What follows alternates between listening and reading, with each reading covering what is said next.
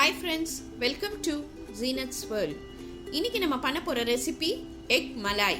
இந்த ரெசிபியை பண்றதுக்கு முன்னாடி இந்த சேனலை புதுசா பார்க்குறவங்க ப்ளீஸ் சப்ஸ்கிரைப் பண்ணுங்க. அப்படியே பக்கத்துல உள்ள பெல் பட்டனை அமுக்குங்க. நான் இப்போ ஒரு 4 முட்டையை வேக வச்சு இப்படி பாதியா கட் பண்ணி வச்சிருக்கேன். இப்போ நம்ம மிக்ஸி ஜார்ல 4 பச்சை மிளகாயும் 2 பெரிய வெங்காயமும் சின்னதாக கட் பண்ணி நல்லா அரைச்சிக்கலாம். நம்ம வேறு மசாலா எதுவுமே போட போகிறதில்ல, காரத்துக்கு இந்த பச்சை மிளகா தான் போட போகிறோம். இப்போ இதை நல்லா ஸ்மூத்தாக அரைச்சிடலாம். இப்போ நல்லா அரைச்சாச்சு. இப்போ நம்ம அடுப்பில் பேனில் ஒரு 2 டேபிள் ஸ்பூன் ஆயில் ஊற்றிக்கலாம்.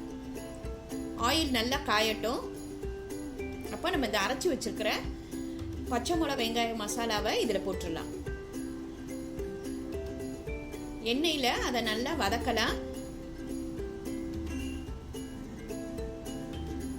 இருக்க கலர் சேஞ்ச் ஆகும் பாருங்க. உப்பு தேவையான அளவு, இஞ்சி பூண்டு பேஸ்ட் 1 ஸ்பூன். இப்போ இதை போட்டு நம்ம நல்லா வதக்கிடலாம்.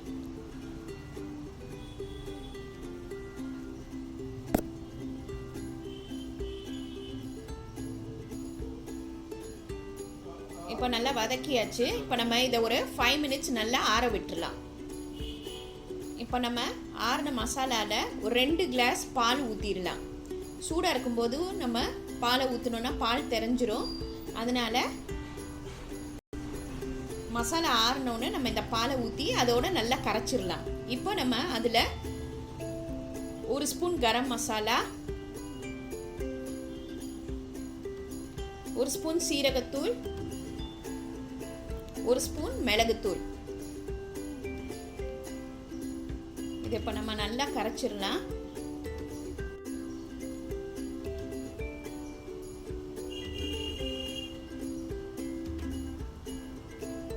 இதோட 1/2 ஸ்பூன் மஞ்சத்தூள் போட்டுக்கலாம். இப்போ தான் அடுப்பை பண்ண போகிறோம். இப்போ இதை நல்லா கரைச்சாச்சு. இப்போ நம்ம அடுப்பை ஆன் பண்ணி நல்லா கொதிக்க விட்டுடலாம். இப்போ கொதிச்சிட்டு இருக்கையிலேயே நம்ம வேக வச்சுருக்கிற அந்த முட்டையை இதில் ஒவ்வொன்றா போட்டுடலாம்.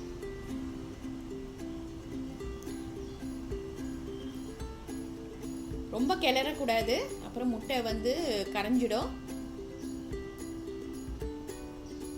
லேசாக கிளறினா போதும்.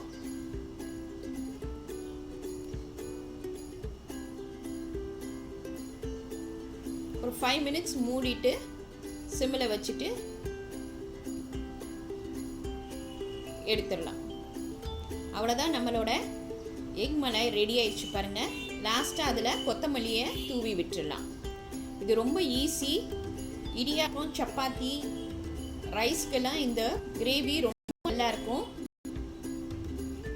இதை நம்ம ஒரு 5 to 10 மினிட்ஸ்க்குள்ளே இந்த ரெசிபியை பண்ணிடலாம். இது இன்றைக்கி இதை ட்ரை பண்ணி பாருங்கள். லைக் பண்ணுங்கள், ஷேர் பண்ணுங்கள், ப்ளீஸ் சப்ஸ்கிரைப் பண்ணுங்கள், உங்கள் கமெண்ட் எனக்கு அனுப்புங்க. தேங்க்யூ.